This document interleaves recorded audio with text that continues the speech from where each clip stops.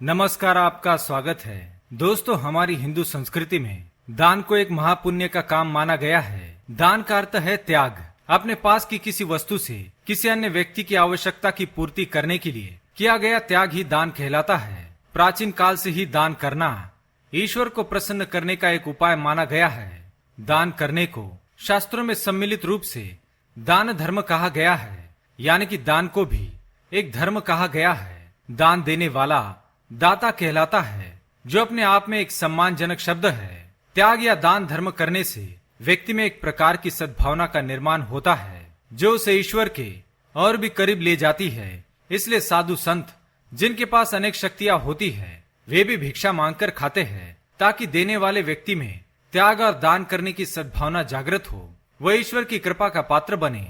शास्त्रों में दान के स्वरूप से अधिक दान की भावना का महत्व अधिक है।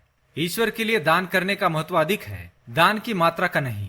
भगवान श्री कृष्ण ने भी दान संबंधित बहुत ही महत्वपूर्ण उपदेश दिया है। अगर मनुष्य दान करते समय इन बातों को ध्यान में रखते हैं, तो उसे फलस्वरूप सुख, समृद्धि और ऐश्वर्य की प्राप्ति होती है। माँ लक्ष्मी सदैव उसके घर में निवास करती है। किंतु जो व्यक्ति इसके विपरीत दान करता है, उसे दान का कोई फल नहीं मिलता, बल्कि लक्ष्मी भी उससे रूठ कर चली जाती है।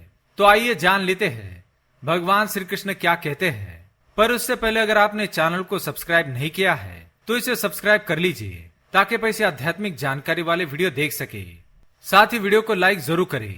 पहली बात, दान देने वाले को कभी भी मन में किसी भी प्रकार के अहंकार की भावना रखकर दान नहीं करना चाहिए। अर्थात दान को एक जिम्मेदारी या पुण्य का काम समझकर ही करना चाहिए, ना कि मात्र उपकार समझना चाहिए। नहीं तो ऐसे दान का कोई फल नहीं मिलता है। स्वार्थ के साथ किया गया दान निष्फल होता है, और दान करने वाले से देवी देवता भी रुष्ट हो जाते हैं। दूसरी बात, दान देने वाले को कभी भी अपना बोलबाला यानी कि स्वयं का प्रचार करके दान नहीं करना चाहिए, क्योंकि कुछ लोग दान तो छोटी सी वस्तु का करते हैं, लेकिन उसका दिखावा बड़ा करते हैं। ऐसे दान का भी कोई अर्थ नहीं। इस प्रकार के दान से परोपकार की शुद्ध भावना के स्थान पर स्वार्थ की भावना स्थान लेती है। दान का ढोंग करने से ईश्वर कभी प्रसन्न नहीं होते हैं, बल्कि वे आप पर क्रोधित हो जाएंगे।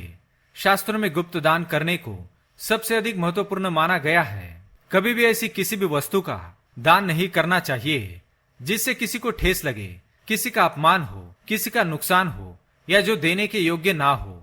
जैसे कभी भी किसी को झूठा, बासी या सड़ा हुआ खाना, फटे हुए या गंदे पुराने कपड़े, खराब हो चुका तेल और मांस मदिरा का दान ना करे। इससे तो आपको पुण्य की प्राप्ति नहीं होगी, बल्कि आप पाप के भागीदार बन जाएंगे। मनुष्य को अपनी क्षमता और विवेक के अनुसार ही दान करना चाहिए। जो व्यक्ति अपने परिवार जनों को दुखी करके, उनकी आवश्यकताओं को नजरअंदाज करके अपनी क्षमता के बाहर दान करता है, तो इसमें कोई समझदारी नहीं है। और ऐसे दान से भले ही उसे पुण्य की प्राप्ति हो, परंतु उसके अपने ही उससे दुखी हो जाते हैं। इसलिए उसे अपनों को दुखी करने का पाप भी लगता है। इसलिए अपने सामर्थ्य के अनुसार किसी का हक छीनकर दान नहीं करना चाहिए।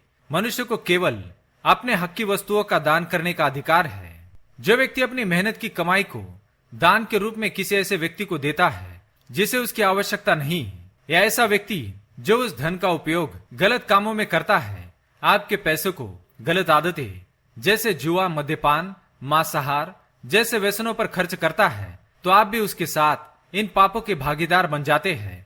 इसलिए दान केवल योग्य व्यक्ति को ही करना चाहिए। अयोग्य और दुष्ट व्यक्ति को किया गया दान निष्फल और दुर्भाग्य लाने वाला होता है। पुराणों की बात करें तो हमारे देवी देवताओं के पास वरदान देने की सिद्धि होती है, लेकिन देवी देवताओं से वरदान पाकर कुछ लोग उसका उपयोग सदकर्मों में करते हैं, तो कुछ लोग उसका उपयोग बुरे काम करने में करते हैं। जो लोग इसका दुरुपयोग करते हैं, उनका अंत भी बुरा होता है। और जिन्होंने वरदान का सदुपयोग किया, वे हमेशा अपने आराध्य देव की कृपा के पात्र बने और हमेशा पूजनीय बने। इसलिए दान देते समय यह अवश्य देख ले कि दान देने वाला व्यक्ति सुपात्र है या नहीं, क्योंकि दुष्ट और अहंकारी व्यक्ति से कभी दान लेना नहीं चाहिए। ऐसे व्यक्ति से लिया हुआ दान दुर्भाग्य कारक होता है। भगवान श्री कृष्ण कहते हैं, दान चाहे कैसा भी हो, निस्वार्थ भावना से किया गया दान हमेशा ही श्रेष्ठ होता है। शास्त्रों में गौदान, कन्यादान, धनदान, ज्ञानदान, विद्यादान, जलदान, अन्नदान, श्रमदान, रक्तदान, नेत्रदान इत्यादि को ईश्वर की दृष्टि में श्रेष्ठ माना गया है। जो भी व्यक्ति इनका दान करता है उसे पुण्य अवश्य मिलता है, लेकिन इन सर्वोत्तम वस्तुओं का दान बहुत ही सोच समझकर करना चाहिए।